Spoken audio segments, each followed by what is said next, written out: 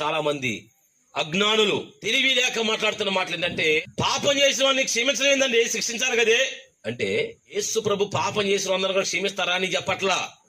పాపం చేసిన వాడు, ఇదిగో ప్రభు నన్ను క్షమించయ్యా, నేను చేసింది పాపమే, ఇది లోపమే, ఇది శాపమే, ఇది దోషమే అని వాడు గుర్తెరిగి మరెన్నడూ అది చేయకుండా పవిత్రమే మనసు కలిగి, మారు మనసు కలిగి, పశ్చాత్తాపం కలిగిన వ్యక్తిగా ప్రభు దగ్గర నిలబడి నన్ను క్షమించు ప్రభువా అని అడిగి వేడుకుంటే గనక ఆ పాపములను క్షమించేటువంటి సమర్థుడు, శక్తిమంతుడు యేసు ప్రభు.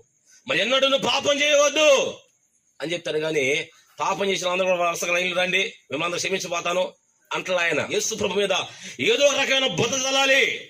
వాళ్ళ జీవితానికి కూడా అర్హత లేదు యేసు ప్రభు గురించి చెప్పడానికి, ఆయన పేరు చెప్పడానికి కూడా అర్హత లేనివంటి వ్యక్తులు కూడా యేసు ప్రభు గురించిన మాట చెప్పడానికి పూనుకుంటారు.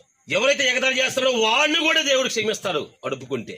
చాలా మంది అజ్ఞానులు తెలివి లేక మాట్లాడుతున్న మాటలు ఏంటంటే, పాపం చేసిన వాడిని క్షమించలేదండి, శిక్షించాలి కదే అంటే, యేసు ప్రభు పాపం చేసిన అందరూ కూడా క్షమిస్తారా అని చెప్పట్లా.